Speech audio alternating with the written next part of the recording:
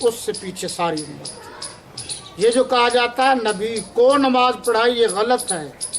نبی صلی اللہ علیہ وسلم آگے تھے، اس سے پہلے اس سے پیچھے صدیق اکبر تھے، پھر سارے مسلمان۔ یوں ترتیب ہے۔ خیال کرنا صدیق صدیق ہے، نبی نہیں ہے۔ جس طرح ہم نبی کو خدا نہیں مانتے، اس طرح سارے صحابہ کو نبی بھی نہیں مانتے۔ صدیق کا مقام نبی کے بعد ہے، عمر کا مقام نبی صدیق کے بعد ہے، عثمان کا مقام نبی صدیق عمر کے بعد ہے، علی کا مقام نبی صدیق عمر عثمان کے بعد ہے۔ تو خیال رکھنا ساری کائنات کو قربان کیا جا سکتا ہے، لیکن نبی کے بعد نبوت کا دعویٰ کرنے والے کو برداشت نہیں کیا جا سکتا۔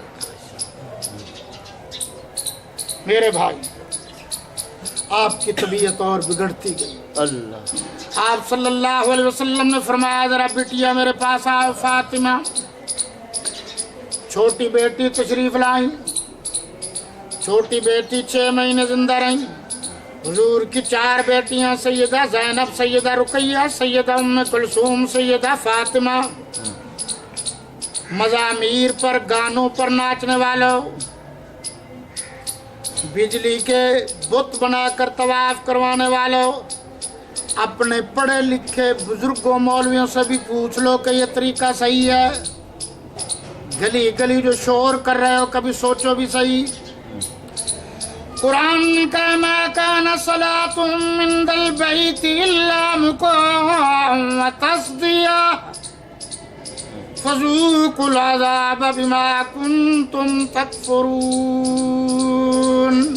ان کی نمازیں اس لیے قبول نہیں ہوتی تھیں کہ وہ تالیاں بجاتے تھے، اس لیے نمازیں قبول نہیں ہوتی تھیں کہ وہ کپڑے نہیں پہنتے تھے، کہتے ہیں کپڑوں سے گناہ کیا ہے۔ وہ ننگے ہو کر طواف کیا کرتے تھے۔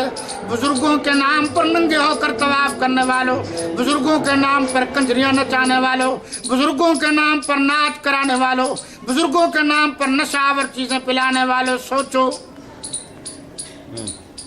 یہ بزرگوں کے کام نہیں ہے، یہ گرگوں کے کام ہے۔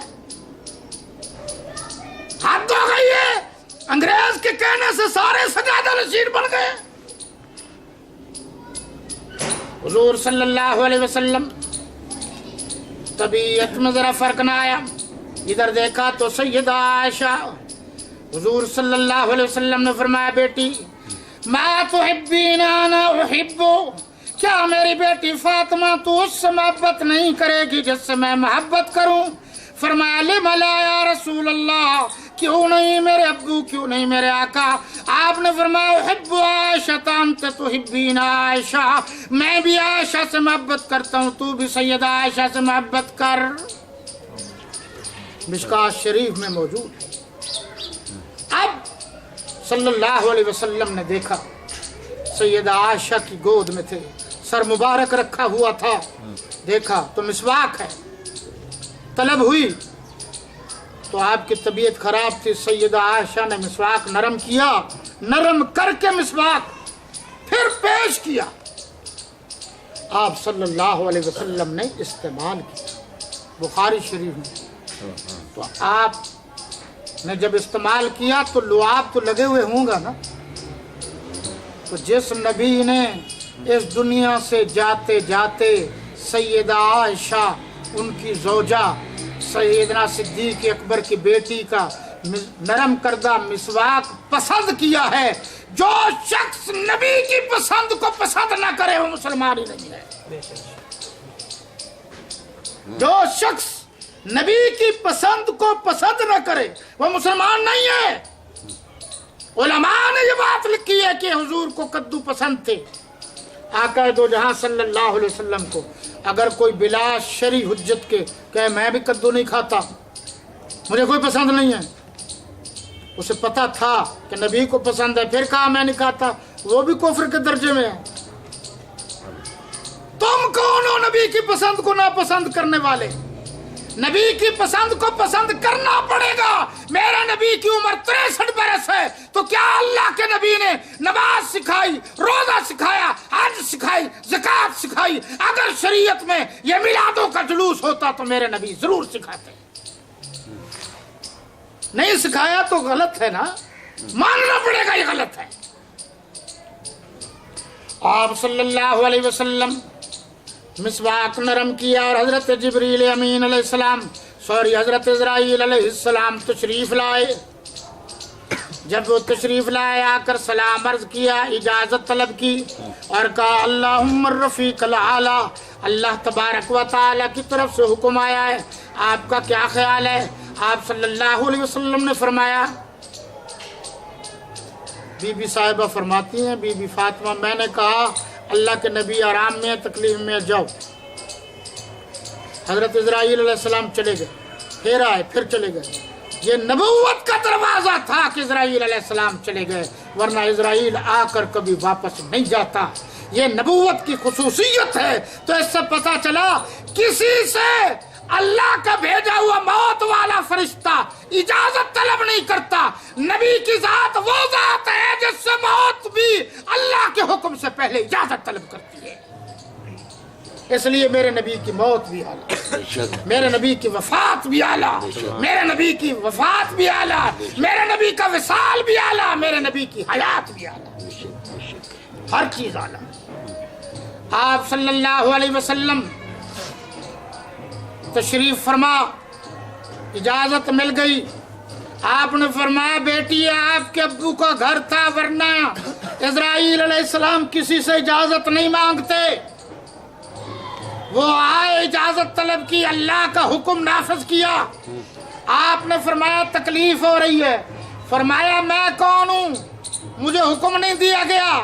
آپ نے فرمایا پھر میری امت کو کتنی تکلیف ہوگی؟ ساری تکلیف مجھ سے لے لو، میری امت کو بوقت نزا بوقت موت کوئی تکلیف نہ آئے. پھر آپ صلی اللہ علیہ وسلم کا اعلان ہو گیا، من کان یعبد محمدا فإنہ قد مات ومن یعبد اللہ فإنہ حی لا یموت.